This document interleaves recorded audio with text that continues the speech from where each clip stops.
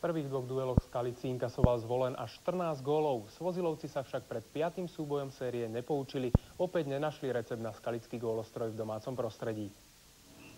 Všetko odštartoval v čase 10:24 obranca Adam Beňa, ktorý potrestal veľkú hrúbku Zvolenčanov pred vlastnou bránkou. Pre talentovaného beka, ktorý oslaví 20. narodeniny 14. marca, to bol síce 5. gól v prebiehajúcej sezóne, ale určite najdôležitejší. Odštartoval totiž 7 gólov zelno-bielú kanonádu. Som rád, že som dal ten gól a vlastne som odštartoval našu kanonádu. Bolo dôležité aj pre mužstvo, že ja som strelil prvý gól a potom vám pomohol ďalší gól Jura Mikuša pred koncom prvej tretiny. Vaša obrana je zložená zo skúsených hráčov a mladých hráčov. V čom je to pre vás mladších náročnejšie v play-off? Tak určite sú tu starší skúsenejší hráči, my mladší by sme sa mali od nich veľmi učiť. Sú veľa skúsenejší ako my, aby sme ich mali aj viac počúvať.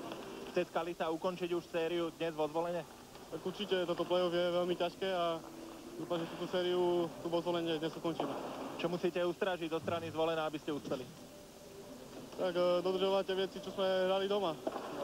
Vonku sa hrá oveľa ťažšie ako doma, tak prehrali sme tu 2 zápasy, dúfam, že dnes vyhráme.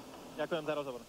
Našu kanonádu, dali sme 7 gólov, takže som rád, prehru sme si nepripúšťali, chceli sme každopádne vyhrať.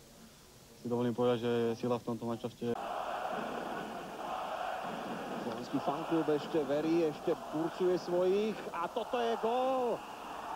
4:0 vyhráva Skalica, tak to bol tým posledným mužom v tejto...